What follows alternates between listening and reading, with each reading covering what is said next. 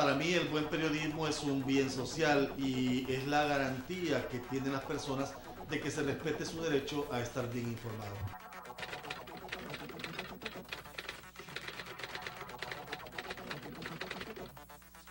Yo creo que una sociedad sin un buen periodismo está condenada al fracaso.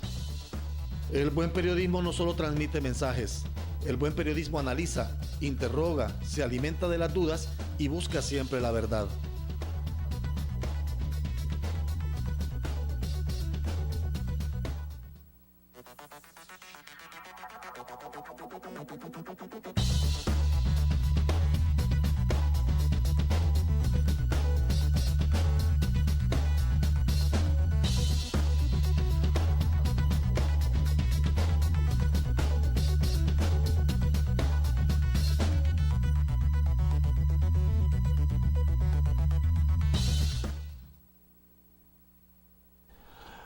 Hola, ¿qué tal? ¿Cómo están? Es un gusto saludarlos esta noche de domingo. Hoy es 27 de agosto del 2017. Gracias a usted por su sintonía, como todos los domingos, a esta emisión de diálogos a través de esta cadena televisiva que a partir de este momento hacemos en conjunto Maya TV y TVH Internacional y por supuesto con la retransmisión de 19 estaciones de cable en los Estados Unidos. Así que ya estamos también en vivo a través del Facebook Live, en las redes sociales.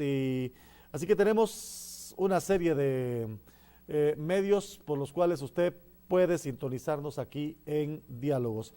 Estaba leyendo hoy, bueno, siempre acostumbro que en el programa aportamos además del tema informativo, tratamos de aportar un poco a la parte motivacional. Yo creo que es importante que como hondureños cuidemos mucho también esta parte motivacional, esta parte de superación personal, de motivación personal. Y estaba leyendo un libro, bueno, algunos de los libros de este escritor y periodista estadounidense que falleció trágicamente, dicen, la versión es un suicidio, Ernest Hemingway.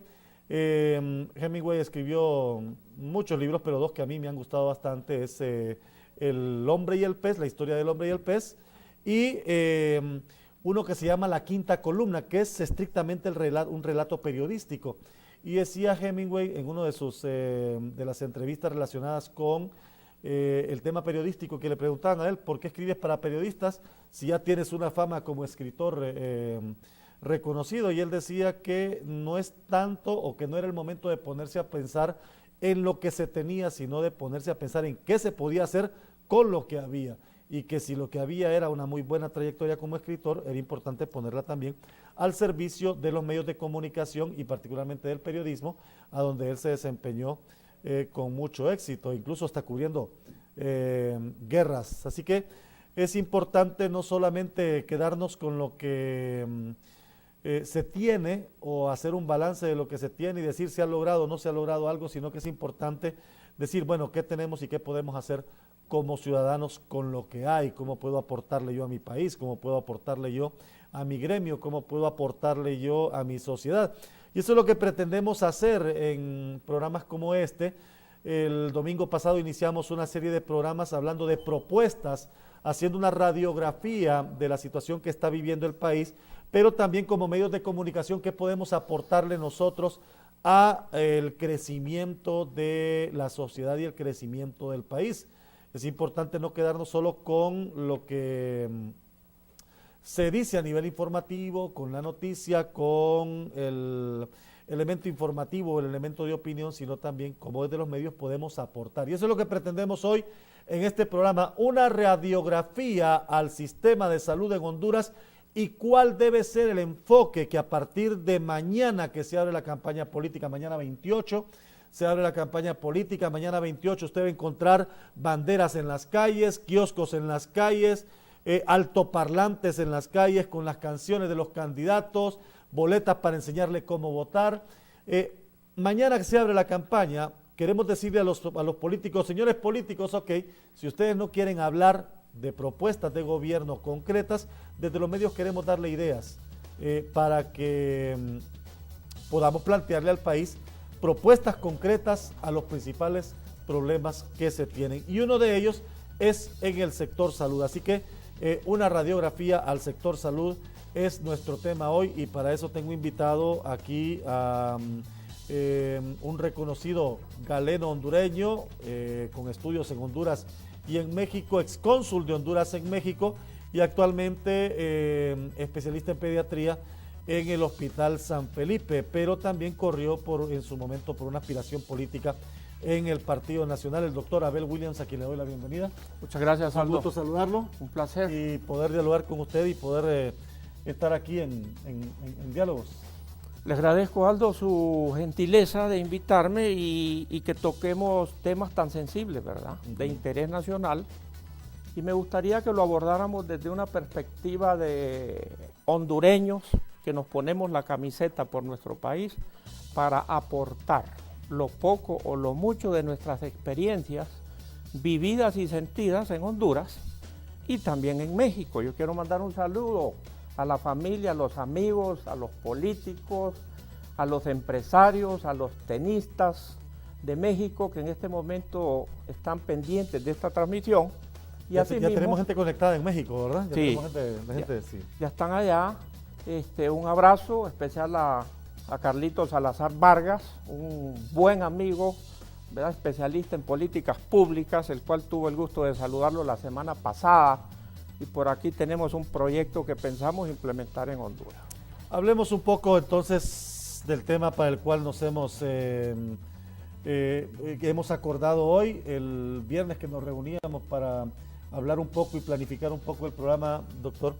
El sistema de salud en el país, como en todo país en vía de desarrollo, es un sistema con muchas complicaciones, serios problemas, colapsado en algunos sectores, y que no cumple con las normas, con los estándares establecidos y con los requerimientos mínimos de calidad de salud para la población, que por cierto tenemos un país también que es un país enfermo.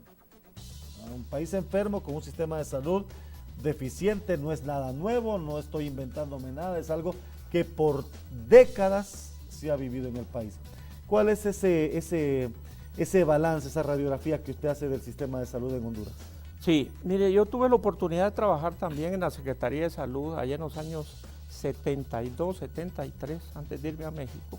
Yo trabajé en la división de epidemiología, en un programa específico que se llama todavía enfermedades de transmisión sexual, que desde ese tiempo se empezaban a crear estrategias en el sentido de que diéramos pasos para no caer en situaciones tan extremas como las tenemos ahora, ¿verdad? En cuanto, por ejemplo, a cifras de VIH, que tenemos pues cifras altas en la región centroamericana, y pues que es un verdadero problema de salud pública, así como son las demás enfermedades que tenemos, ¿verdad? De presentación endémico-epidémicas. Sí. Le voy a decir de que no, el país no se ha quedado atrás. El país ha estado avanzando de acuerdo a los compromisos que ha pactado. Recordemos que el país tiene que marcar un rumbo, un plan estratégico para desarrollar sus políticas públicas para el desarrollo social. Cuando se tiene en mente hablar de un país con políticas públicas enfocadas al bienestar social, estamos dando un paso trascendental para que nuestro país se ubique en el contexto de los pueblos que ven por sus ciudadanos, que invierten sus recursos por la salud, en este caso, del pueblo. Y en esto quiero ubicarnos en el contexto de los compromisos que tiene el país propiamente dicho. Para esto le quiero decir de que existe una visión de país que se aprobó por el Congreso Nacional en el 2010, que va desde el 2010 hasta el 2038. Esa es la visión de país. Estamos en ese contexto jurídico legal, que es un compromiso que tiene Honduras. Y el segundo compromiso que tiene Honduras es el plan de nación que está pactado desde el año 2010 hasta el 2022. Incluye entonces desde esa fecha 3 periodos gubernamentales, con el próximo que viene, en donde se tienen que cumplir compromisos que Honduras tiene con organismos bilaterales, en donde usted firma esos convenios y esos tratados, inmediatamente se convierten en ley con el nivel constitucional. Por lo tanto, Honduras es signatario de estas propuestas. Ya vamos a verlos. Y en base a esto, entonces, el país ha avanzado. La administración actual, el presidente Hernández y la administración pasada dieron pasos, claro que sí, en esto. Y se ha concretado un proyecto que me parece muy interesante, que lo conozco. El 2012, la USAID, que es la ayuda internacional de Estados Unidos para Honduras en este caso, hizo un estudio serio y un estudio que se llama Proyecto de Gestión Hospitalaria, el 2012. Estoy hablando del contexto general para que aterricemos en el contexto particular. Y se enfocó en la gestión hospitalaria porque si hablamos del presupuesto que tiene salud, tiene un presupuesto aproximadamente, estaba chequeando últimamente, de 14,000 millones de lempiras, de los cuales el 67% está enfocado Solo hospitales. a hospitales. Sí. Entonces, haga usted números y va a ver que del presupuesto que tiene gran Hablando de casi cantidad, 9,000 millones de lempiras. 9,300 y tantos millones de lempiras. Sí. Entonces, este plan que se puso a la Secretaría de Salud y que ya se está implementando y se está trabajando, es importante analizarlo, es importante verle las bondades que tiene, porque hay bondades que tiene el plan en donde asegura que la gestión hospitalaria tiene que ser dirigida a la satisfacción del usuario. Y manifiesta incluso que hay 2 cuellos de botella, los cuales hay que combatir, ¿verdad? Que es en cuanto a la gestión administrativa del personal en salud, que es un problema, y 2, en cuanto al suministro de abastos para el sector hospitalario. Y se propone, a través de este plan, descentralizar. Descentralizar significa la transferencia que hace el órgano rector de salud, que es el Ministerio de Salud, hacia las regiones y hacia los municipios estos servicios de salud. Para esto se propone incluso darle los recursos y el apoyo logístico que se necesita para la implementación. El plan lo veo yo generoso y bueno porque se va a trabajar en el proyecto de acuerdo a atención de calidad y resultados. ¿Por qué es importante? Porque si usted evalúa financiamiento en base a resultados, por corrupción, por mal uso de los presupuestos, se reduce, porque usted va a poder fiscalizar los presupuestos que canaliza a determinados lugares y que se haga el uso adecuado de los mismos. Estoy 100% de acuerdo. Pero nos falta, perdón que lo interrumpa, nos falta particularizar el otro sector, que es el sector que pertenece a la atención de salud en el nivel primario, que es el nivel 1. Ese sector recibe la atención en los centros de salud que se llaman César, que están regidos por una enfermera especialista o una enfermera con capacitación, y está fincado también en los sésamos, en donde existe médico. Para esto, falta particularizar las políticas que se tienen que implementar y los presupuestos que correspondan a ese sector. Okay. Me trae unas presentaciones, ¿verdad? Sobre lo que podemos verlas para que me las vaya explicando. Si podemos ir ubicando ya las presentaciones para que podamos ampliar sobre este tema. Particularmente, el tema presupuestario, como le decía, no es una cuestión novedosa, por el contrario, gran parte de la crisis en el sector salud se debe a que, en efecto, el presupuesto en realidad no se destina o no hay una distribución adecuada del presupuesto. O es muy alta la necesidad a nivel hospitalario o es muy poco el presupuesto, que se queda muy corto el presupuesto, o en efecto se está haciendo un uso inadecuado del mismo. Pero ya vamos a hablar del presupuesto. Explícame un poquito las Ok, entonces lo que yo decía, que en enero del 2010 el Congreso aprueba la visión de país, que incluye un periodo de tiempo del 2010 al 2038. Y asimismo se aprueba el Plan de Nación del 2010 al 2022. Entonces, sigamos. Entonces, en base a esto, Honduras, como yo le digo, que es signatario de estas políticas y estos acuerdos, en agosto del 2012, Honduras echa a andar ya una política de descentralización del Estado para el desarrollo. Incluye, lógicamente, al sector salud. Entre el 2002 y el 2006 se aprueba la política de reordenamiento hospitalario. Ya se empieza a visualizar la problemática que se tiene en este sector. Y la reforma al sector salud se hace el 2009, en donde ya se propone la autonomía de la gestión de las redes de salud intermunicipales y hospitalarias. Y desemboca todo ya en el 2012 con el modelo de gestión hospitalaria actual, que es un proyecto financiado con ayuda de los Estados Unidos y en donde se hace un estudio serio, muy bien desglosado y muy bien elaborado, en donde se plantea cómo estamos, qué necesitamos y hacia dónde se quiere ir. Cuál es la ruta que se debe de seguir para implementar estas políticas de salud. En base a esto, sigamos.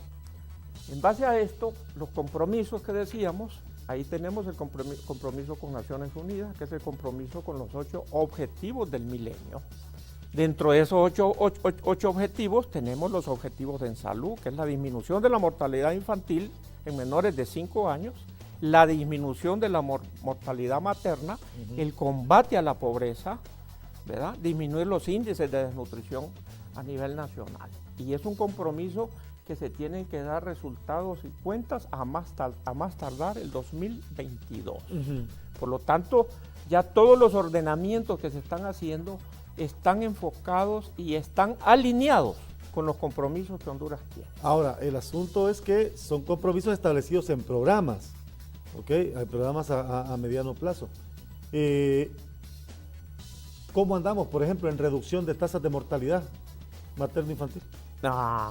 Ahí usted me hace una pregunta muy importante. Es un indicador muy sensible. Las tasas no se han modificado, sustancialmente, ¿verdad? O sea, es un punto que no se va a cumplir. Tenemos que hacer los ajustes. Yo creo que la administración actual, con su staff de expertos en salud, deben de estar trabajando para cumplir la meta que se ha propuesto, ¿verdad? La reducción de las tasas y de la mortalidad infantil, ¿verdad? Porque además se pactó en la Carta Iberoamericana de Calidad en la Gestión Pública de San Salvador el 2008, signada por los jefes de Estado, por los presidentes y por los cancilleres. Otro tema, el de reducción de la pobreza, por ejemplo. Hemos visto que las cifras de reducción a la pobreza pues no se han modificado sustancialmente. Entonces, es decir, aunque está plasmado en documentos y Honduras es signatario de esos documentos, ¿qué pasa? ¿O no se están haciendo los esfuerzos para alcanzar esas metas? ¿O es que el país no tiene condiciones para alcanzar? Tenemos el plan, tenemos el proyecto, tenemos la ruta sobre la cual se tiene que trabajar. Pero aquí es donde entran, aparte de estos compromisos, donde entran ya las particularidades de la administración en turno o de la administración que venga, que se llama la forma como operativizar el plan que se tiene. Por ejemplo, en la operativización del plan del proyecto de gestión hospitalaria, hay actualmente muchas fricciones con todos los sectores involucrados, desde el sector sindical, el sector salud, el colegio médico, porque falta socializarlo de una manera más seria.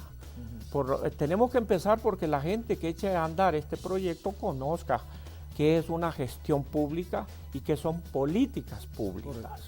Porque una gestión se queda en la intención, ¿verdad? Tengo la intención de... La política es una normativa. Exactamente, y la política ya es acción. Vamos a hacer esto. Honduras tiene una estrategia nacional de salud. Sí. ¿Ok? Claro que sí. Honduras tiene una estrategia nacional de salud, orientada particularmente en esos enfoques que hemos venido hablando. el tema de reducción de tasas, el tema de que los compromisos incluso que se establecen ahora en programas de tipo social es que las madres lleven a sus hijos a los centros de salud y los mantengan vacunados, vitaminados, desparasitados y todo este esquema. Pero tenemos una estrategia nacional de salud y es una estrategia que no es nueva, es una estrategia que tendrá ¿cuánto? Tendrá unos... De 2012. 2012 para acá. Sí. Entonces, ¿cómo avanza esa estrategia? Tenemos como país el documento que debería ser una política pública en materia de salud para el Estado. No debe ser motivo de que gobierno tras gobierno vengan cambiando el modelo de salud. ¿Qué pasa que no avanzamos en logros importantes teniendo esa norma? Bueno, dentro de este mismo proyecto que está marcando la ruta 2012, pone dos condiciones fundamentales. Y dice, este proyecto tiene que realizarse, implementarse sin contaminación externa. ¿Qué le está diciendo? No politicemos, no contaminemos, tiene que llevarse a cabo, esté quien esté ocupando la silla presidencial, la administración del país, tiene que llevarse a cabo y el cumplimiento de las metas. Eso es muy importante. Y número 2 dice, tiene que ser un documento estratégico y normativo. Entonces nos está poniendo por dónde tenemos que dirigirnos. Está marcado perfectamente bien. Y sobre esto, entonces nuestras autoridades deben de tomar estos asuntos con la seriedad del caso. Significa que todos los recursos que se tienen ya hay que analizarlos y aplicarlos como deben de ser. Usted sabe que hay muchas fugas que se dicen que los presupuestos no alcanzan, sí, pero las fugas que hay, que es otro rubro, otro porcentaje. Sí, pero esas son fugas por corrupción, por mala utilización de los recursos. Exactamente. No son fugas en realidad por situaciones visibles, pues, porque se tuvo que invertir en cuestiones de emergencia. Aquí es increíble que tengamos que estar, por ejemplo, con campañas de dengue todos los años. Claro. Diciéndole a la gente que limpie sus espacios, abatizando el agua. O sea, es increíble que siga el país teniendo problemas por causa del zancudo transmisor del dengue, el dengue hemorrágico, ahora el Zika, el chikungunya. Es increíble que por esos vectores todavía el país enfrente emergencias en ese sentido, cuando pueden ser elementos controlados, situaciones controladas. Correcto. Y abundando en esto, quiero decirle de que efectivamente el recurso económico, la estructura es fundamental. Pero evaluemos también la participación del ciudadano en la atención de sus problemas de salud. Tenemos que comprometer al ciudadano hondureño, no solo del campo, también de la ciudad, a que la salud es un trabajo de todos, a que debemos de tener una cultura en salud que incluye primero el núcleo fundamental de nuestra sociedad, que es la familia. Pero si tiene un país que come hoy sí y mañana no, con la mayoría de la población que come hoy sí y mañana no, con niños que se van sin desayunar a las escuelas. O sea, ¿cómo educar y cómo impulsar a la población hacia eso si no tiene las condiciones? Pero podemos hacer algo, claro que sí. Y mire, yo venía manejando hoy de Olancho para Tegucigalpa y venía detrás de un autobús, ¿verdad? El autobús venía adelante y de repente veo que por las ventanas salen bolsas, botellas, cáscaras, frutas y todo va a la calle. ¿No sería posible hacer una campaña cultural para decirle a los niños desde las escuelas, mira, no tiren la basura en la calle? Sí. Si vas en el autobús hay una bolsa que lleva el chofer para que pongas la basura ahí. Y el chofer, una vez que llegue a su destino, baja la bolsita, la amarra y la tira en un depósito. Creo que son cosas tan sencillas, tan elementales, que tienen repercusión, tienen impacto. Por ejemplo, todos los recursos que se están gastando, en como usted lo dice muy bien, en Zika, en paludismo, en chikungunya, se está trabajando y se está invirtiendo recursos en el efecto que el zancudo hace. Correcto. Entonces estamos trabajando lo que produce el zancudo, que es la enfermedad, que nos sale muy caro. Claro. Y entonces, ¿por qué no invertimos los recursos en matar el zancudo, ¿verdad? En prevenirlo? Pero se requieren políticas drásticas. No política saber si usted quiere tirar el cacharro que tiene agua o la llanta que tiene agua para eliminar el criadero o abatizar su pila. Sí, ya esas son campañas, creo yo. No, ¿Verdad? o sea, ¿quién no va a saber que tiene que eliminarlo? Pues? Yo creo que ahí el gobierno tiene que ser drástico y se tiene pues las instituciones que pueden apoyar en ordenar desde la escuela hasta el hogar, de que si se encuentran los cacharros y no se obedecen las indicaciones, pues hay que fincar responsabilidades. Porque el Estado no tiene la carga presupuestaria para estar tratando a un paciente, niño o adulto, que va a estar 5 o 7 días en el hospital porque tiene fiebre producida por un zancudo, ¿verdad? Y con riesgo de morir por las complicaciones que tiene. Entonces, trabajar en la prevención sigue siendo el mejor negocio. Trabajemos en la prevención, que si trabajamos nos sale más barato y a la larga vamos a tener un país más saludable. Usted me decía que el 67% del presupuesto de salud, que son poco más de 9.000 millones de lempiras, se va a exclusivamente administración hospitalaria. Hospitalaria, segundo nivel de atención. Sí. ¿Por qué?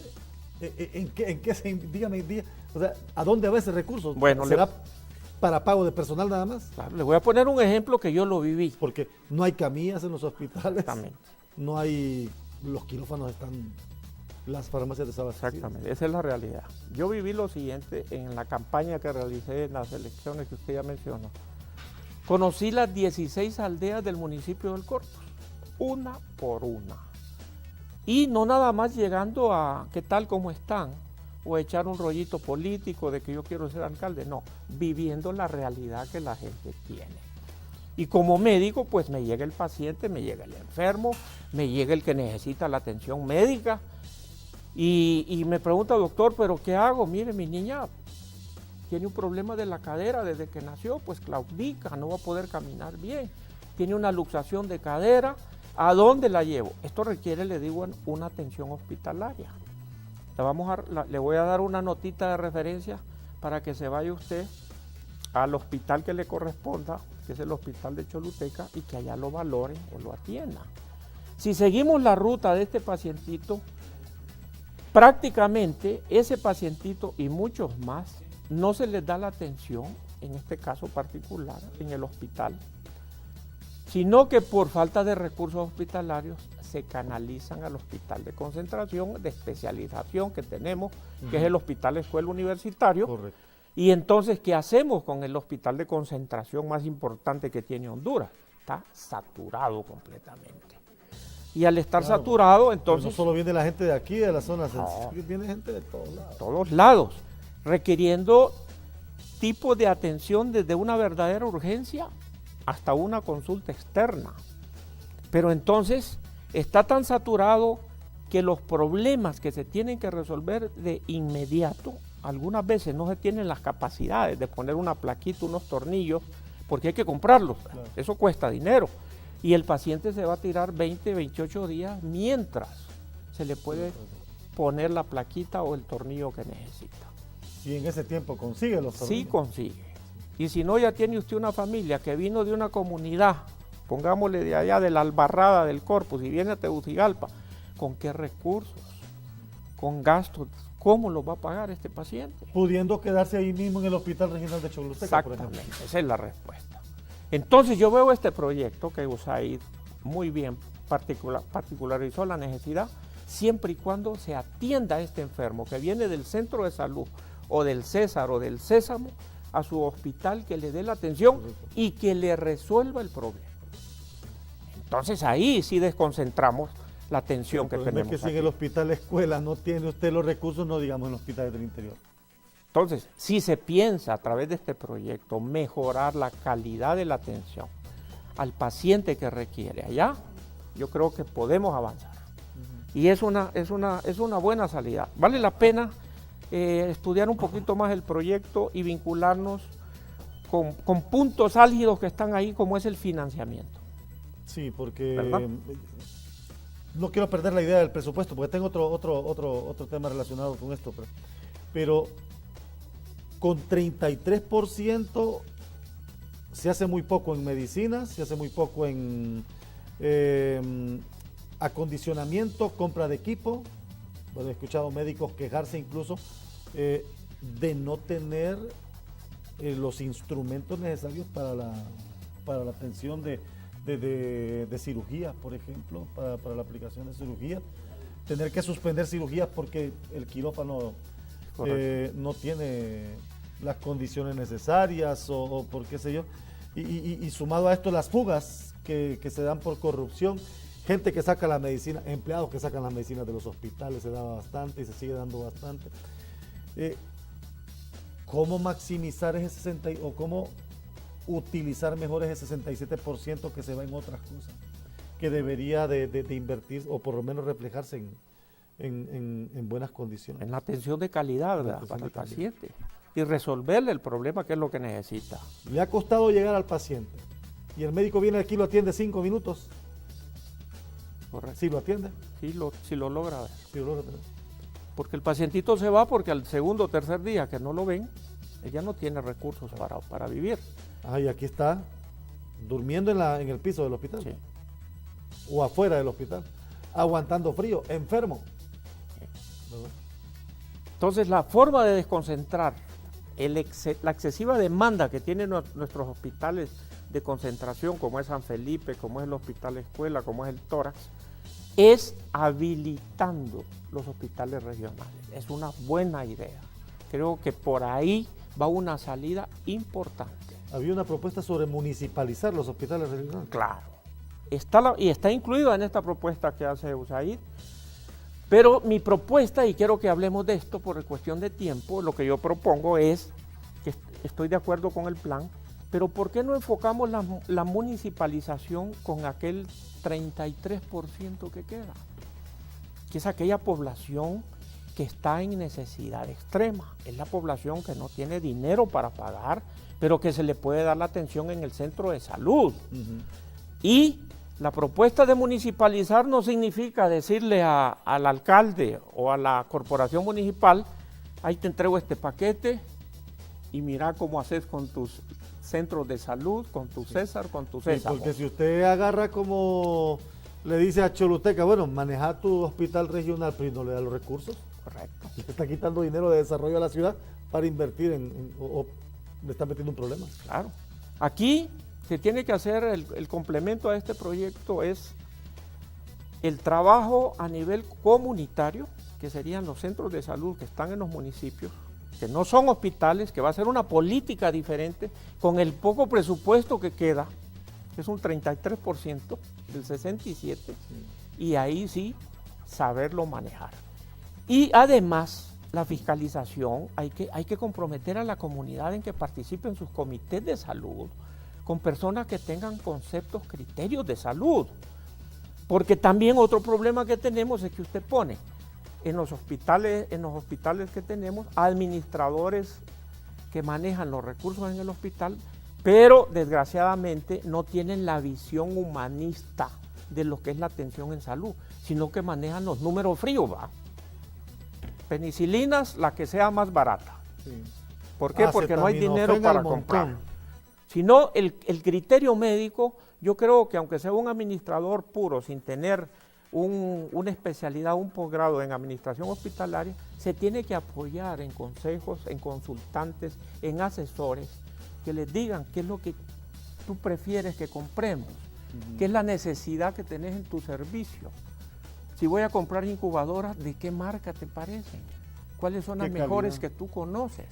¿A dónde se elaboran las mejores incubadoras? Sí, pero aquí siempre estamos pensando en comprar lo más barato, ¿no? Porque y no miento cuando digo, estamos pensando comprarlo a 10 lempiras, pero voy a decir que lo compré a 25. Ahí va la fuga, ¿verdad? Y mire lo que ha pasado con los hospitales, mire lo que pasó con el seguro, mire usted un caso que yo lo conozco muy bien, y no voy a mencionar nombres, pero sí lo conozco muy bien. Y yo acompañé a una persona muy humilde a donde un médico amigo mío en un hospital del estado para que la pudiera atender. Tuve que ir yo porque tenía ella con su hijo preadolescente, semanas de estar yendo para que le programaran una cirugía y no lograba. Es más, solo lograba consultitas de medio revisiones y le daban para 6-7 meses después. Y el doctor le dijo, le dice, cómprese esta, porque no, va a ponerle una inyección o va a comprarle X, me dice, pero cómprela afuera. Si puede, cómprela afuera, porque la que hay aquí no sirve. Oiga bien, un doctor de un hospital del estado le dice al paciente que la medicina que está ahí no sirve. Entonces, porque ha sido medicina o de mala calidad, o se ha comprado una medicina o una marca barata, que tal vez se han comprado los de repente genéricos que tal vez no tienen la misma funcionalidad en el sistema, en el organismo, que el medicamento necesario. Claro. O en otros casos se le dan medicamentos que no requiere el paciente. Claro. Otro punto importante en cualquier proyecto, en cualquier plan que tengamos, es que debemos de capacitar al personal para esto. Por ejemplo, en este proyecto de gestión hospitalaria se ponen 2 grupos de personas. La persona que incluye lo que se conoce como mesogestión, que es la administración pura del hospital, y del otro lado se pone la microgestión, que es la atención médica clínica. Uno de los problemas que hay actualmente es que al parecer no existe la comunicación entre el que administra, entre el que dirige el hospital y el sector que está atendiendo al paciente, ¿verdad? Que hay que escuchar las necesidades que tiene, porque claro, si usted lo manda a la guerra en el consultorio con un recetario así, pero ese recetario lo llena y llega a la farmacia y la farmacia dice no tenemos, entonces de nada se está trabajando en este proyecto. Entonces hay que decirle, hay que capacitarlo y hay que decirle, este es un proyecto que incluye a nuestro país, este es un proyecto ciudadano de todos los hondureños, este no es un proyecto político, hay que quitar de la cabeza la politización, el sectarismo, que se ve incluso en los hospitales, hasta se llega a veces a negarle la atención médica porque no es del partido, ¿verdad? Eso no puede ser. Entonces tenemos que actuar como hondureños. Y pasa más en los regionales, claro, ahí conocen sí, más a la gente. Y le piden recomendaciones de fulanito y recomendaciones de sultano. Eso no puede suceder en nuestro país, señores. Debemos de cambiar ya estas mentalidades. Tenemos que avanzar bajo un proyecto diferente, un proyecto de nación como está perfectamente bien especificado y está escrito. Pero necesitamos ponernos todo. Ponerlo en práctica. Escuchaba yo, que por cierto, lo voy a mencionar porque es el primero de los candidatos que ha hablado sobre propuestas de gobierno. Ya anunció otros candidatos que vamos a ir evaluando qué es lo que proponen en materia de salud. Pero hablando de este tema de municipalización, escuchaba yo al presidenciable liberal Luis Zelaya decir que este trabajo de municipalizar los hospitales es urgente, creando un sistema en línea que le permita al hospital de Choluteca atender un paciente allá y en línea poder ver el expediente clínico del paciente, y que si requiere usted la opinión de, por ejemplo, del hospital escuela, entonces puede, ¿verdad?, coordinar con el especialista acá para que ese paciente no se tenga que venir desde Choluteca, correcto, por ejemplo, para acá, solo por mencionar un caso. Igual puede suceder con el Catarino Rivas en San Pedro Sula, pueden atenderlos en los regionales. Entonces, pero para eso usted necesita una inversión fuerte. Así es. Una inversión fuerte. Correcto. Y necesita una propuesta concreta. Está contemplado lo que se llama informática médica en el proyecto de USAID. Está contemplado. Ya, por ejemplo, de los países avanzados en este tema, el número 1 es Canadá. Canadá tiene el sistema de medicina a distancia, que se llama, en donde el médico en la comunidad X está viendo al paciente, le está poniendo la camarita y está consultando al especialista, en este caso en Tegucigalpa o en San Pedro Sula. El especialista tiene un horario de atención para estos asuntos, un cardiólogo viendo lo que corresponde a alteraciones cardiovasculares. Y entonces el médico que está atendiéndolo le está presentando el caso al especialista, el paciente está escuchando y el especialista da una indicación específica para el paciente y le dice lo que tiene que hacer y el medicamento que tiene que tomar. Claro que es un avance importantísimo porque evitamos el desplazamiento de las personas, que son recursos, que es costo. Entonces, claro que sí, y está contemplado en el proyecto perfectamente bien el recurso que se llama informática médica, con el sistema de redes a distancia, para que ya hablemos de cosas del primer mundo. Importantísimo, si vamos a hablar de la municipalización de los centros de salud, por lo menos los sésamos, que tienen que haber médicos, que todos los sésamos tengan un médico, por lo menos uno. No todos los sésamos tienen médicos. Entonces también la credibilidad del servicio que estoy dando se disminuye cuando llega el enfermo y el médico le dice: necesitas tomar esto y esto, pero no lo tenemos aquí, tenés que comprarlo. Caemos en lo mismo, ¿verdad? Sí, porque voy para que me digan lo que yo ya prácticamente sé, sí. O sea, que estoy enfermo, pero si no me dan la medicina. Entonces, ¿verdad? Un campesino de allá. Claro, eso es increíble. ¿Verdad? Vaya. ¿Y sabe qué es lo que a veces genera? Y es una situación, doctor, bien compleja, porque uno ve la impotencia de la gente de llegar desde una comunidad lejana, bajar de una montaña con su enfermo, claro sí. ¿Verdad? Quizás a medianoche o quizás en horario bien difícil, no hay transporte, tiene que bajar caminando, pasar una serie de vicisitudes en el camino para que aquí lo traten, o lo dejen en espera, o lo traten mal, o no tenga la posibilidad de acceder a un servicio que ocupa, que constitucionalmente el Estado está obligado a dar. Claro que sí. Entonces, ¿por qué ha sido tan difícil?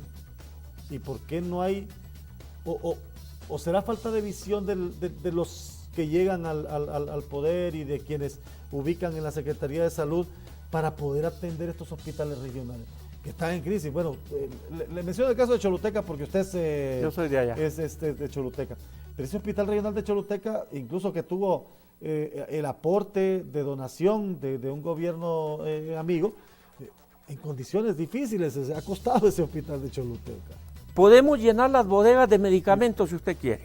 Podemos llenar de sueros, de insumos para acciones quirúrgicas, pero si usted no modifica la actitud del personal que atiende a nuestra gente, empezando de la trabajadora social, la enfermera, el médico, el laboratorista, cambiando la actitud de ver a aquella persona como alguien que necesita, no que le voy a hacer un favor, de ninguna manera. Es una necesidad que tiene esta persona que está buscando una solución a su problema.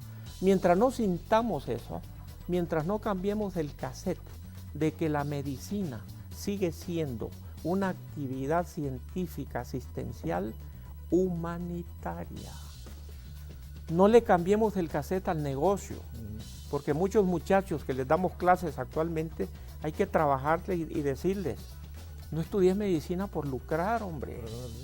No lucres, da tu servicio, da tu atención. Y si estás dando una atención de calidad con alguien que te puede pagar, cobrale. Pero ¿cómo vas a negarle la atención a una persona que no tiene para pagarte? Y porque le preguntaste si tiene, no lo atendés porque no tiene, hombre, te estás condenando al 100% porque no te desprendes de tu ego para ponerlo al servicio de quien lo necesita. Entonces, desde la formación del recurso humano, que son los muchachos, claro, todos los que estamos vinculados en el área, debemos de tener esa actitud de servicio, de que estamos viendo un ser humano con una necesidad. Pongámonos de aquel lado. Y cuando me toque a mí, pues, cuando yo vaya a pedir una atención, un servicio médico, me gustaría que me trataran así. Claro que no, ¿verdad? Yo he sido paciente en hospitales de Honduras y de otros países, y hombre, y cuando llego, pues da gusto cómo me atiendan, pero digo, ¿por qué no se atiende a todo el mundo igual? Claro, y ha pasado que el médico en su clínica particular atiende de una forma, pero en el hospital del Estado atiende de otra. Correctamente. Entonces tenemos que ir cambiando y cambiando, y es posible hacerlo, sí, aunque no nos toque verlo a nosotros, ¿verdad?, por los cambios generacionales que vienen. Pero sí, yo creo que es obligación de nosotros que tenemos formación médica, humanitaria, y que hemos trabajado en hospitales y que hemos trabajado en administración de salud y en la universidad muchos años.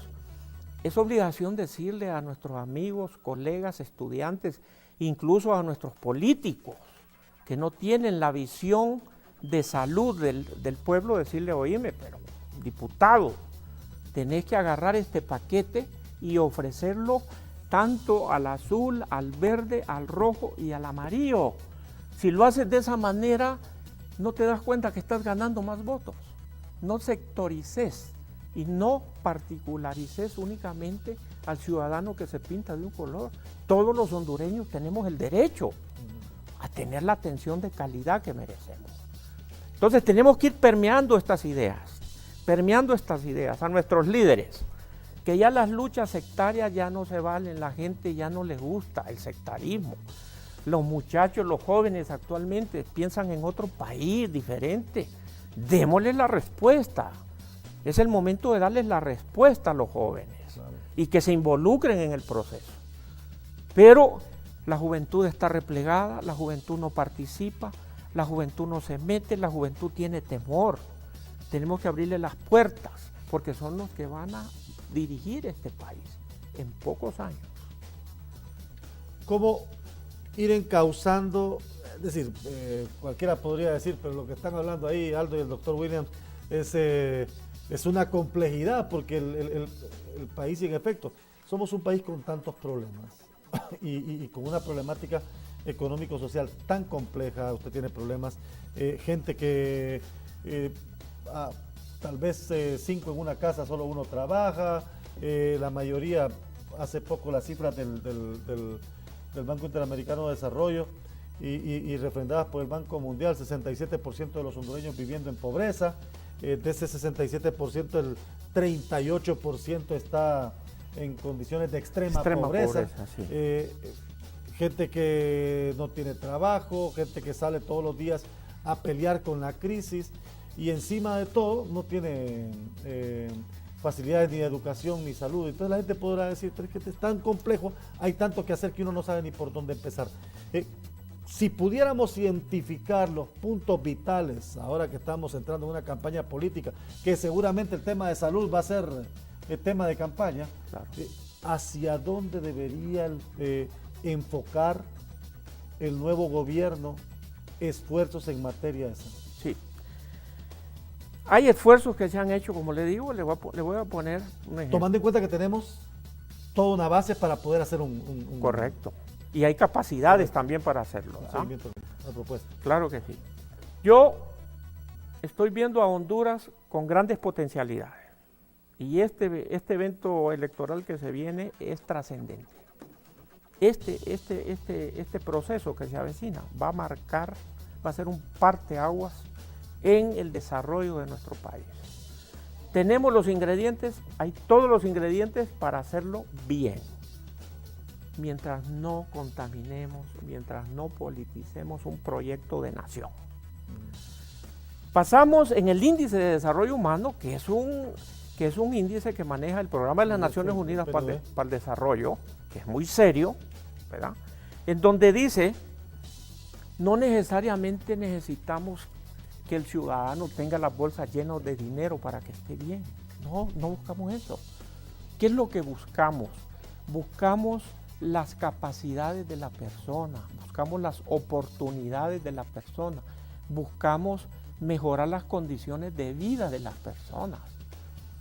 Y Honduras, fíjese que ahora, de estar hace 4 años atrás en el índice bajo, ahora está en el índice medio, en el lugar 130 de 188 países que están computarizados en el informe del Programa de las Naciones Unidas. Estamos en el 130. Alguien decía que estábamos por abajo de Haití, no es cierto. Estamos arriba en el índice de desarrollo humano. Significa que sí se ha avanzado.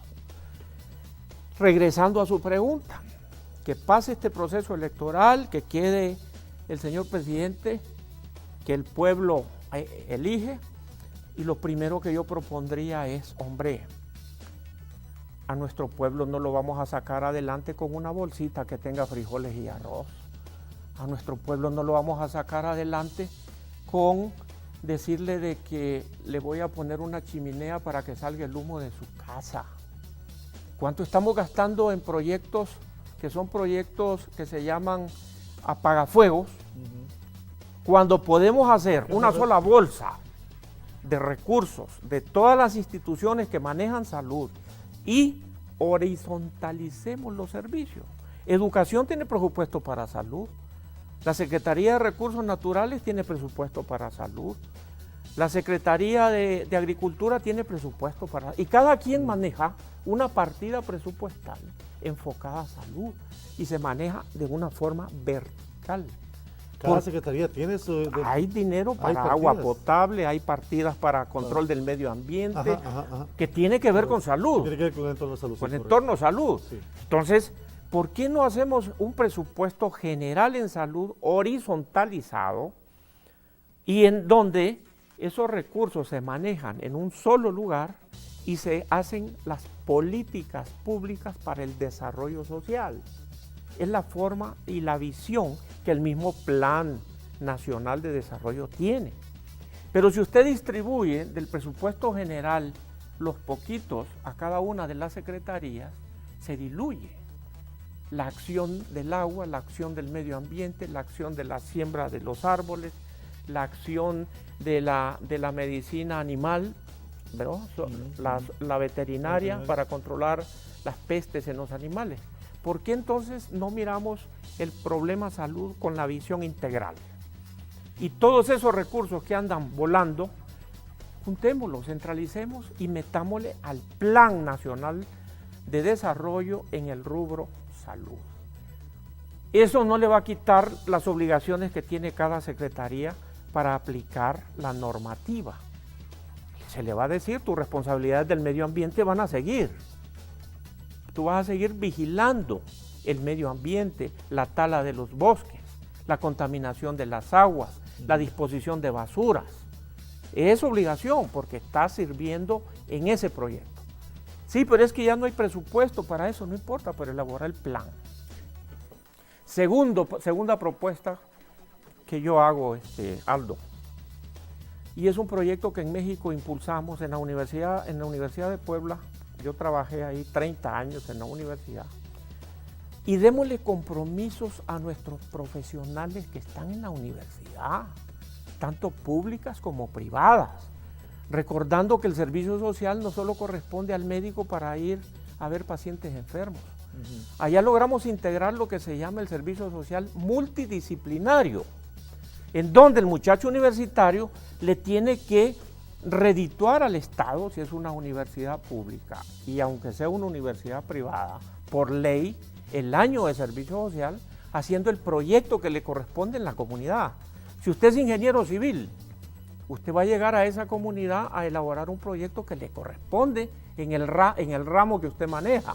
Por ejemplo, vías de comunicación, por ejemplo, drenajes, toda la obra de ingeniería civil. Está capacitado para hacerlo y tiene maestros asesores en la universidad. Y estamos trabajando en esa comunidad. Y llega el veterinario y dice, bueno, el control de los animales, el control de la rabia, el control de la zoonosis. Y llega el médico y ve los asuntos de salud. Y llega el ambientalista y ve lo que es el medio ambiente. Y llega el odontólogo y ve los problemas bucales. Y se hace un servicio social multidisciplinario. Cada muchacho, cada joven, asesorado por el experto que tiene la universidad, brindando a Honduras otra posibilidad, otra opción. El compromiso del Estado, ¿qué va a hacer? Transportar al muchacho y darle de comer el tiempo que va a estar en esa comunidad, pero le vamos a exigir los resultados, ¿verdad? Con una propuesta seria al final de su año. Va a presentar un proyecto de esta comunidad y va a decir, aquí está el proyecto de agua potable, aquí está el proyecto zoonosis, aquí está el proyecto odontológico, aquí está el proyecto medio ambiente. O sea, trabajamos todos y nos metemos de lleno a resolver el problema. Porque si nos volvemos paternalistas, el Estado me tiene que dar todo porque no hay, porque no tengo, porque no puedo, no. Debemos de poner también de nosotros mismos nuestros talentos y capacidades. Y el Estado que cumpla con lo que tiene que cumplir. Y todos avanzamos de esa manera. El problema aquí es que se ha visto la salud como una mercancía. Se ha visto como una mercancía. Y entonces, a veces esa falta de visión del que dirige el sistema de salud y a nivel gubernamental, a veces esa falta de visión provoca errores crasos, graves, por ejemplo. Yo les menciono algunos. Usted ya me dio algunos tips de qué debería o qué recomendaría usted que se aplique en materia de salud para ir trabajando sobre una base que nos permita hacer un plan verdadero de Estado en materia de salud, una política de Estado. Así es. Debe ser una política de Estado. Pero cuando usted ve errores crasos, por ejemplo, como invertir miles de millones de lempiras en medicamentos que se dejan vencer, que no se le dan al paciente, que se pierden de los hospitales o que simplemente los tienen que quemar porque ya se vencieron, usted dice, no estamos bien, o sea, no estamos bien, no estamos caminando hacia donde, no sé si fue el año pasado o a inicios, no me acuerdo si fue a inicios de este año o a finales del año pasado. Se acuerda que en 3 hospitales al mismo tiempo, creo que estaba el del Paraíso y otros 2 más, lotes de medicamentos quemados. Exactamente. Se dejaron vencer. Sí. Inversión tirada a la basura. Sí. Y no solamente trata de inversión tirada a la basura, sino que pacientes que no recibieron esos Correctamente, así es. ¿verdad? Las denuncias de que no hay medicamentos necesarios para especialidades, por ejemplo. Que lo que le recetan es acetaminofén y hasta ahí nomás. Pero no hay medicamentos para el paciente que va con enfermedades crónicas. Claro. Entonces, ¿cómo hacer eficiente esa parte? Que es la parte sensible. Lo que usted llamaba la parte humana del sistema de salud. Primero, ¿verdad? Para trabajar en salud debemos de tener vocación para eso, ¿verdad? Usted no puede poner un médico a atender un consultorio con la mentalidad mercantilista, ¿verdad? De hacer el negocio con el paciente. Esa persona no sirve para estar ahí. Póngalo usted a hacer dinero de otra manera, ¿verdad? Pero que lo haga en otro lado, no ahí. Segundo, se requiere capacitación. Si usted es un funcionario del Estado, del gobierno, y usted acepta las responsabilidades de un cargo para desempeñarlo de la mejor manera, pues hombre, por lo menos capacítese, fórmese, tenga experiencias, conozca los sistemas de salud, cómo se están manejando en el mundo y traiga cosas que construyan. Aplique lo que funciona allá y cómo podemos utilizar eso aquí. Hagámosle, pulámoslo para que funcione aquí. Pero si usted no se prepara, usted no se capacita y está desempeñando un cargo en donde su productividad deja mucho que desear, señor, hay que tener la honestidad suficiente para decir, no puedo con esto. Mejor voy a trabajar en algo que yo conozco. Y si usted está de líder de esa secretaría, de esa dirección general, entonces vaya permeando de arriba para abajo. Usted, para que pueda hablar como funcionario de un hospital o de un centro de salud, de un César en una comunidad fronteriza con Nicaragua, tiene que conocerla primero, pues. Claro. Si usted está hablando aquí en el escritorio. Ahí vamos entrando a mi siguiente pregunta. Termine, sí, vamos. Si usted está hablando en este escritorio de lo que es un César, lo que es un Sésamo, pero usted es un directivo, un funcionario, nunca los he visitado, y usted nunca se ha parado ahí, correcto, pues definitivamente que las acciones que va usted a tomar, las decisiones, van a estar llenas de vicios, van a estar llenas de inoperancias, y el efecto que va a tener la decisión que usted toma va a ser negativo. Y además gastó recursos en eso. Claro.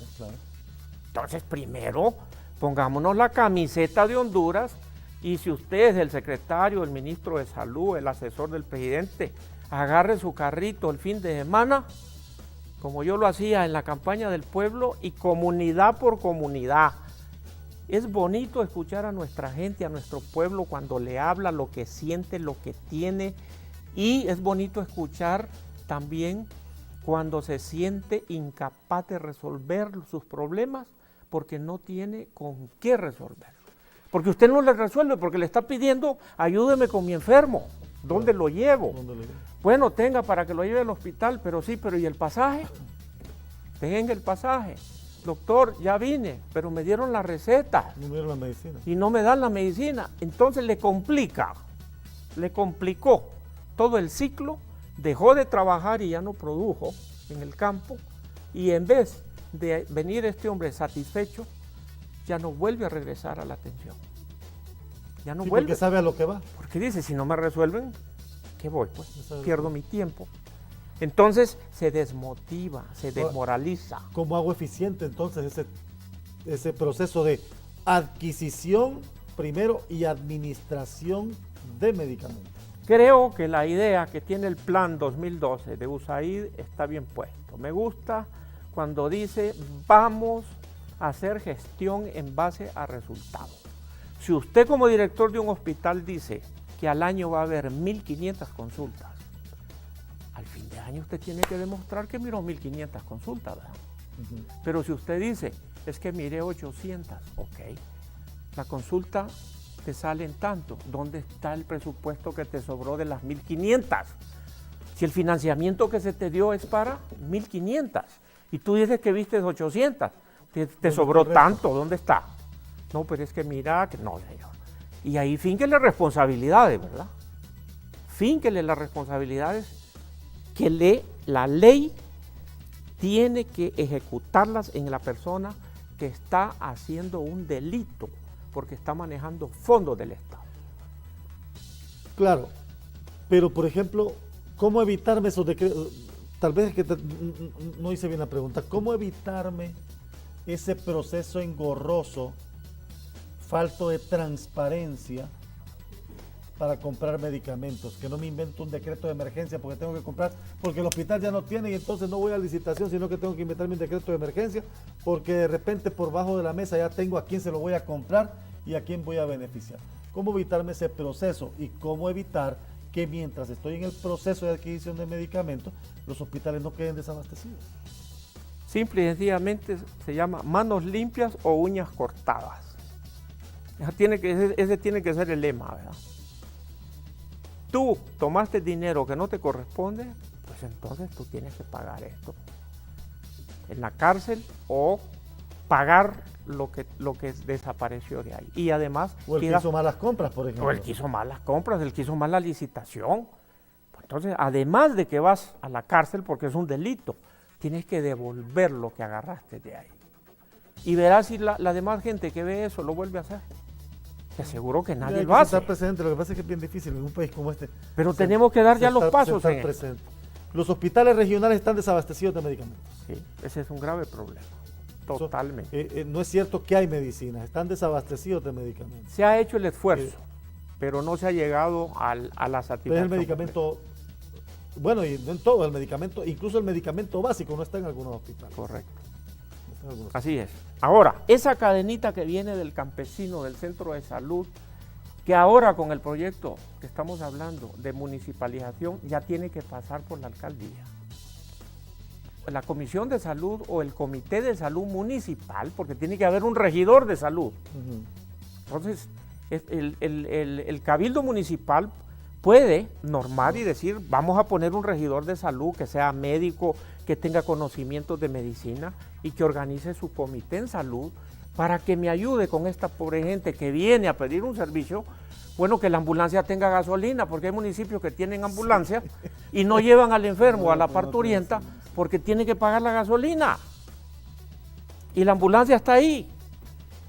Entonces, ya con esa corresponsabilidad el paciente se puede mover. Si la receta que se le dé en el hospital no existe ese medicamento, regresa con el comité de salud y le dice, aquí está mi receta, cómpremela. Entonces, estamos desenmarañando, estamos resolviendo, estamos actuando de conformidad, porque ya entonces esa alcaldía con su corporación municipal ya se vuelve, aparte de gestor, porque va a decir, bueno, mi presupuesto en salud lo tengo que lo tengo que pedir porque la demanda es tal. Claro, ahora la pregunta, pero fíjese que no es quitarle eso responsabilidad al gobierno central y entregarle los hospitales a las municipalidades. Quiero pasarle en una diapositiva que traigo cuál es el concepto de descentralización. Lo que pasó en el hospital escuela, que el Estado dice, bueno, se lo doy a la universidad. ¿Fue correcto? No, pero es que el Estado pactó la entrega de presupuestos al hospital escuela. Que no se entregan a tiempo, que se dosifican, que no se dan, es falta de compromiso de cumplir lo pactado. Y mire, en la política de descentralización del Estado para el desarrollo 2012, ahí está la definición. El segundo de los objetivos específicos, ¿cuál es? Impulsar y profundizar la descentralización del Estado, así como la modernización de la unidad y eficiencia mediante la transferencia de competencias y recursos, acorde con el modelo para la descentralización del Estado y alineado al diseño en el marco de la visión de país y plan de nación para ampliar el acceso, cobertura y abastecimiento de los servicios públicos. Pero no es que se quite el Estado la responsabilidad. No, señor, de ninguna manera. Y aquí el Estado tiene que defender su posición, porque está siendo cuestionado, está siendo señalado. Te estás quitando el paquete y lo estás tirando para allá. El Estado tiene que decir no. El presupuesto ahora sí se va a organizar. O sea, esa descentralización, ese traslape, ese traslado de el presupuesto de salud, o por lo menos de la atención de salud a las regionales, debe ser exclusivamente en beneficio del paciente. Correcto. No en función de quitarle al Estado un problema. Exactamente. Y además no se le quita la responsabilidad, porque el rector y el que marca la normativa es el Estado. Bueno, pero eso no ha pasado con el hospital escuela. Pero le digo, la cuestión es que se pactan no, sí, y no se entregan, ¿verdad? Correcto, pero eso no ha pasado con el hospital escuela. El hospital escuela ahora es como una responsabilidad exclusiva de la universidad, ya como que la Secretaría de Salud, mire. Bueno, fíjese lo que se propone en el proyecto. El financiamiento de este proyecto viene, primero, el presupuesto que el Estado tiene que dar a los hospitales. Segundo, la captación de los recursos propios del hospital. Y tercero, las ayudas externas. ¿Y cómo se maneja el presupuesto en ese sentido, digamos? Si usted tiene 15.000 millones de lempiras para servicios de salud, para salud, ¿cómo distribuye usted como Estado el presupuesto ya una vez trasladando los hospitales? Aquí es importante su pregunta. Si usted no tiene la información fidedigna y veraz de las atenciones que da un hospital, de las acciones quirúrgicas, de las acciones de atención en la consulta externa, de los insumos que está gastando, y están inflados esos datos, su presupuesto se desquicia. Claro. Totalmente. Entonces, ¿usted qué necesita?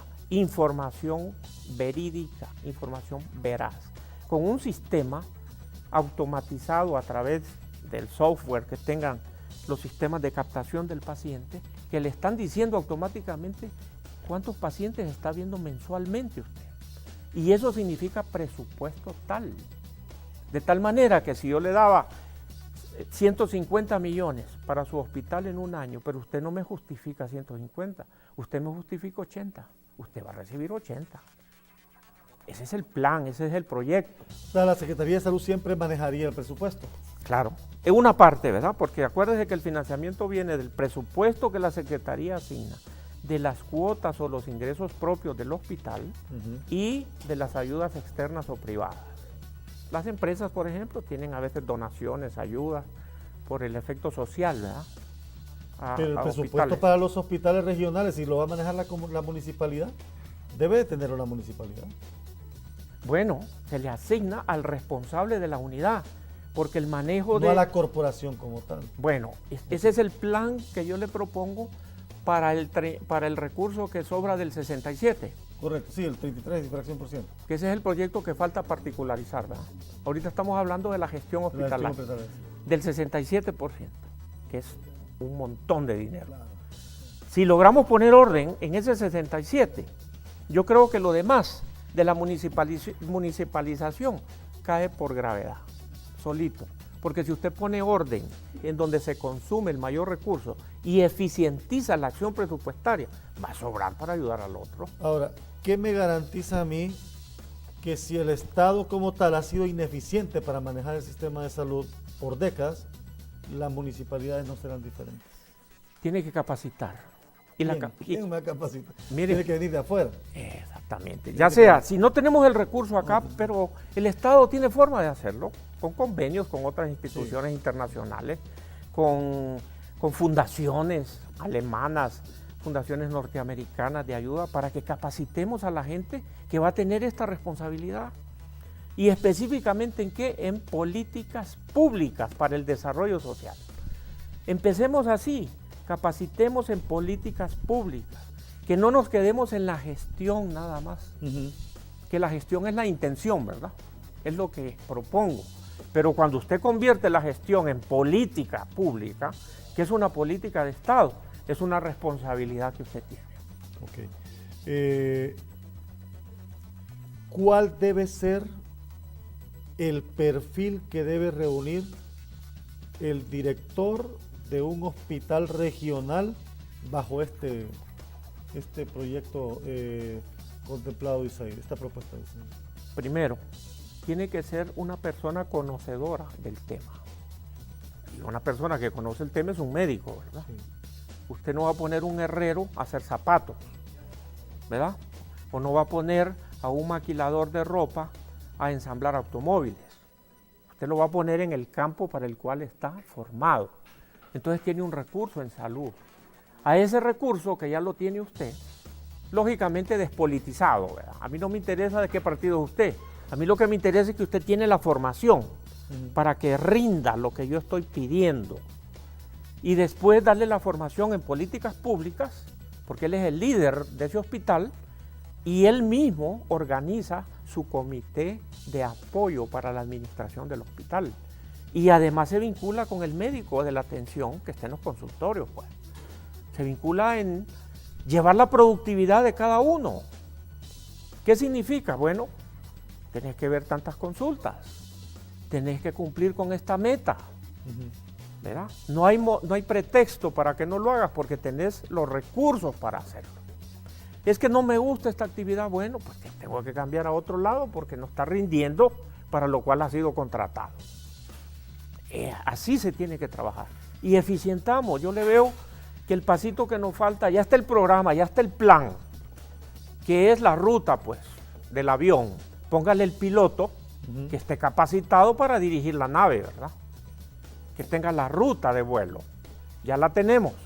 Ahora busquemos la gente que tenga las capacidades, los talentos para desarrollar el proyecto. ¿Cuál es la relación en este momento de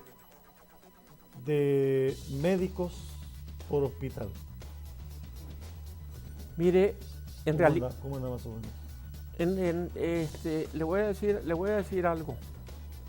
Hay desempleo médico tremendo, ¿verdad? Habemos 12.300 médicos colegiados a nivel nacional. Y tenemos un desempleo médico que anda por el 30%. O sea, hay recursos suficientes para hacerlo. Y además... ¿Necesita el Estado contratar más médicos? Claro, yo creo que en los centros de salud con médicos tiene que haber médicos, pues. Sí. Pero hay centros de salud que tienen 3 médicos. ¿Sí? Sí. Hay centros de salud que tienen 3 médicos. Y vaya a buscarlos usted. ¿A qué horas trabajan? No están ahí. Y hay otros centros que no tienen. Y hay centros que no tienen ni un solo médico. No tienen uno general, mucho menos un especialista. No, mucho menos un especialista. Ahí le estoy dando ya un panorama que tenemos entonces las autoridades, y yo creo que este es un planteamiento serio, sentarse, bueno, ¿qué tengo primero enfrente? A ver, los expertos, los técnicos, mira, tantos centros de salud, tantos hospitales, ¿cuántos médicos tengo empleados en los sésamos? Bueno, los sésamos están cubiertos en un 50%, nada más. Nos faltan 50% allá. Vamos a emplear médicos, y vamos a poner médicos ya con este perfil, que conozcan el proyecto que quiero impulsar. No que lleguen ahí a aprenderlo, no, ya van preparados para el proyecto.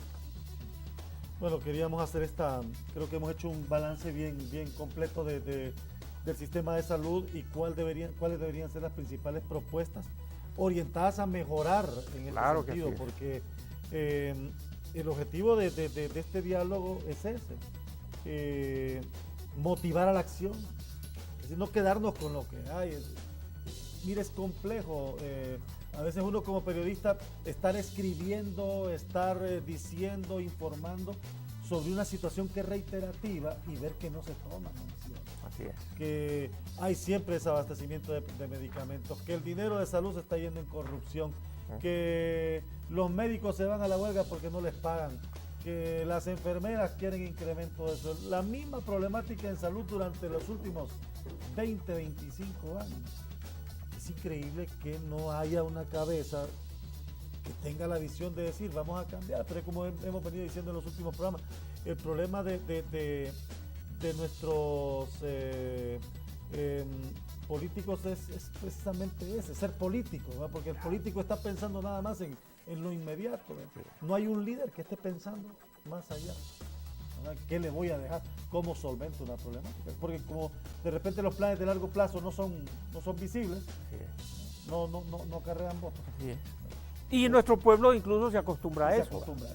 Viene época electoral y dice, bueno, vamos a esperar a ver qué nos trae. Allá van a llegar con una bolsita, un mini botiquín en una bolsa, le van a llevar aspirina, le van a llevar acetaminofén, un desparasitante y con eso está tranquilo. Eso ya no puede ser. Quiero darle los últimos minutos para sus conclusiones y agradecerle su participación porque creo que ha sido un buen programa. Muchas gracias. Y creo que hemos sentado las bases para que nuestro liderazgo y nuestras autoridades empiecen a transformar este sistema de salud. Ellos son los llamados a liderar un proceso de transformación en un sector tan urgente como es el sector salud. Sí, primero reitero el agradecimiento, Aldo, ¿verdad? Muchas gracias. Estoy abierto cuando usted así lo tome conveniente a que trabajemos y que logremos sensibilizar, que logremos hacer una ronchita, ¿verdad?, en aquellos que están pensando en dirigir los destinos de este país. Que un pueblo enfermo es un pueblo que no avanza. Un pueblo enfermo es un pueblo que se convierte en un lastre.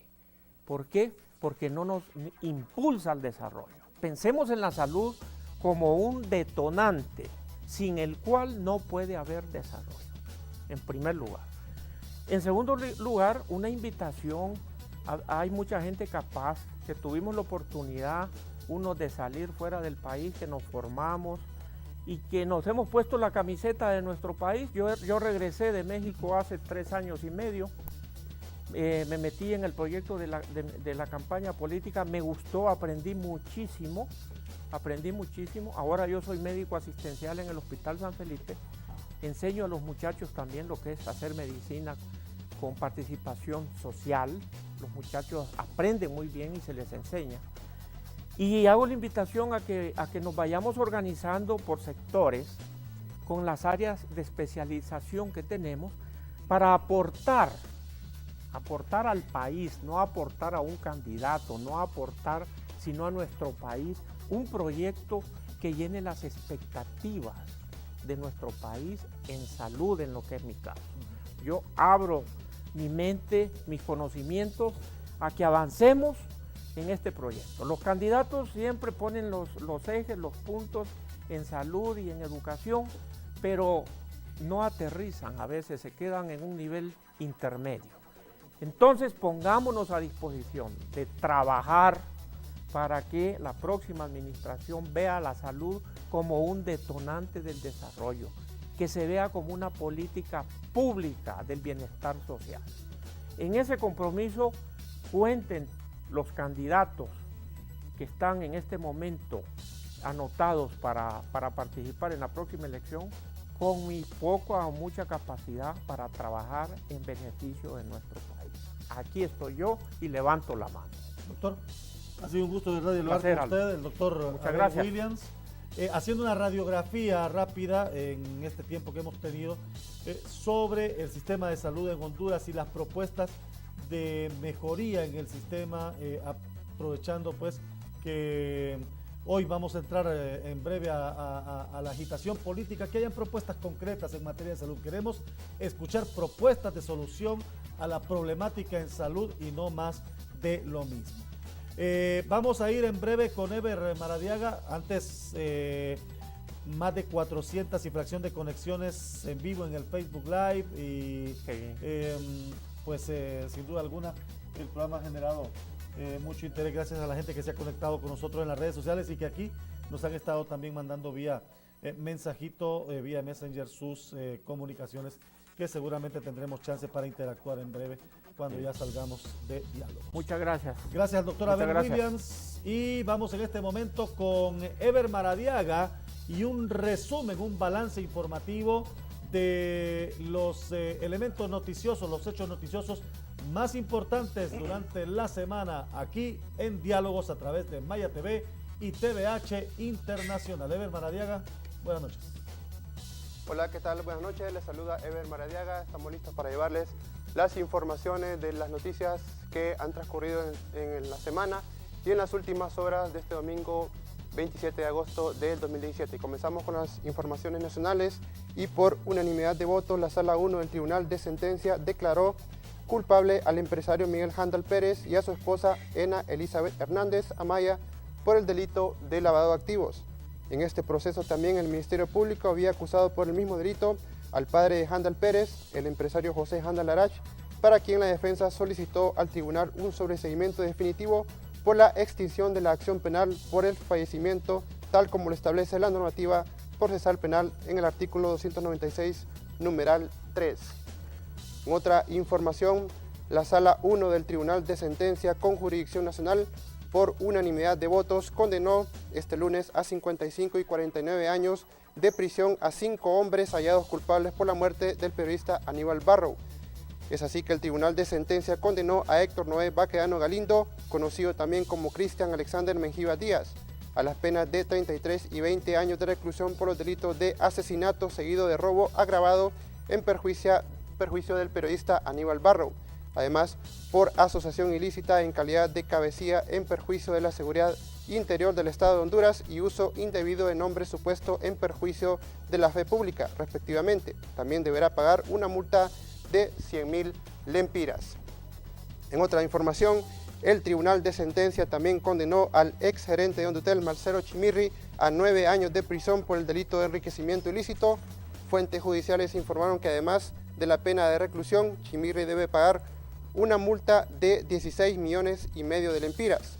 La condena se logra tras el proceso de acusación de la Fiscalía Especial por la Transparencia y Combate contra la Corrupción Pública en perjuicio de la Administración del Estado.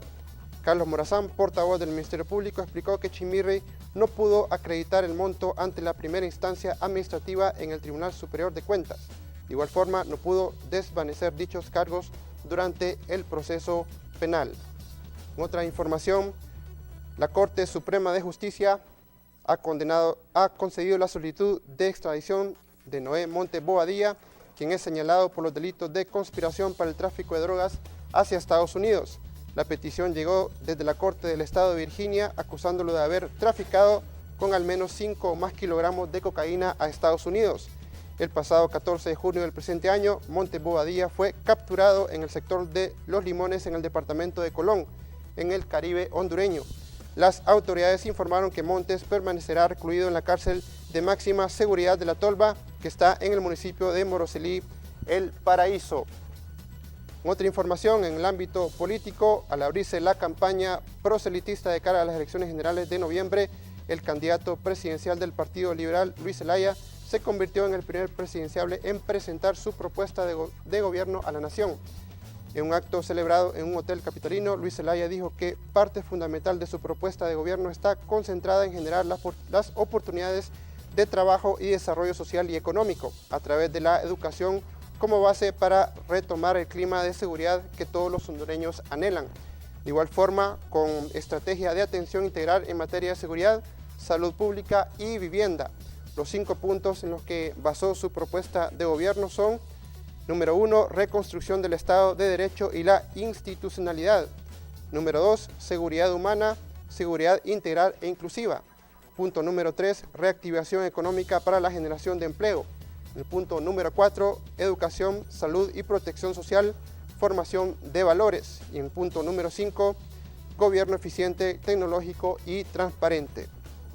En otra información, el presidente de la Comisión Legislativa Multipartidaria, Edwin Pavón, anunció que para el próximo martes se presentará un dictamen al Pleno del Congreso Nacional para la instalación de un gobierno provisional o de transición en la Universidad Nacional Autónoma de Honduras. Dicha propuesta está integrada por todos los sectores internos de la universidad, en donde los integrantes del movimiento estudiantil universitario propone y prioriza la destitución de la actual rectora de la Universidad, Julieta Castellanos, y la reforma de la ley de la máxima casa de estudios, para consensuar las posibles soluciones al conflicto interno de la universidad, que ya lleva más de 2 meses consecutivos de protestas. La Comisión Legislativa llevó a cabo más de 12 reuniones con todos los sectores universitarios. Por ello, el miércoles terminó la ronda de reuniones con todos los representantes de los frentes estudiantiles, con los integrantes del Sindicato de Trabajadores de la Universidad y con la Asociación de Docentes Universitarios. Pasamos a otra información, y la Secretaría de Desarrollo Económico informa que los precios de la gasolina sufrirán nuevamente un incremento a partir de este lunes 28 de agosto. Las autoridades informaron que el precio de la gasolina superior subirá 26 centavos, por lo que su nuevo precio va a ser de 88,22 lempiras, mientras que la regular subirá 26 centavos, cotizándose en 79,93 lempiras por galón. Entre tanto, el diésel tendrá un aumento de 45 centavos, por lo que su nuevo precio por cada galón será de 71,19 lempiras en la plaza del Distrito Central y alrededores. Pasamos a otra información, y la presidenta de Chile, Michelle Bachelet, realizó una gira por Honduras para fortalecer los lazos comerciales entre ambos países, uno de los objetivos principales de la mandataria en la apretada agenda que tuvo la mandataria sudamericana. La delegación chilena estuvo acompañada de varios empresarios, quienes expusieron las alternativas que tiene Chile para Honduras, así como los empresarios hondureños dejaron saber las oportunidades de inversión para que puedan venir a colocar empresas en Honduras y poder generar empleo a la nación. El presidente Hernández destacó que se ha hablado de los productos hondureños que quieren entrar al mercado chileno. También se habló del tema de minería y de medio ambiente. La mandataria de Chile dijo que se espera que llegue una misión hondureña al país sudamericano para concretar actividades comerciales y avanzar en temáticas como la generación de productos agrícolas y avanzar en temas de educación y medio ambiente. La presidenta dijo que espera que Honduras pase de observador a miembro activo de la Alianza del Pacífico, donde estos temas podrían sellarse en la próxima cumbre Chile-SICA el próximo mes de octubre en Santiago de Chile. Y en el plano internacional, la tormenta, el huracán Harvey, provocó catastróficas inundaciones en su paso destructivo por Texas, donde ya se ha reportado por lo menos 5 muertos.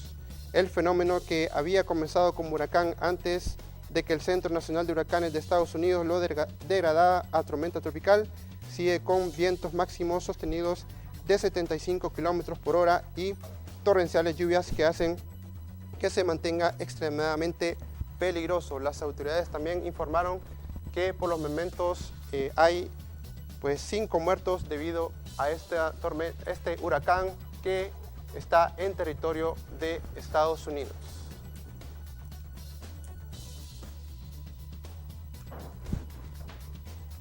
Estas han sido las informaciones más importantes. Les informó Eber Maradiaga. Buenas noches.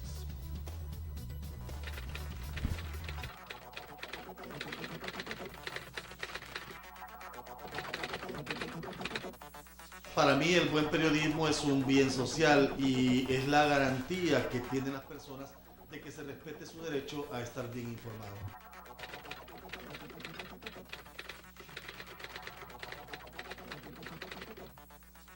Yo creo que una sociedad sin un buen periodismo está condenada al fracaso. El buen periodismo no solo transmite mensajes, el buen periodismo analiza, interroga, se alimenta de las dudas y busca siempre la verdad.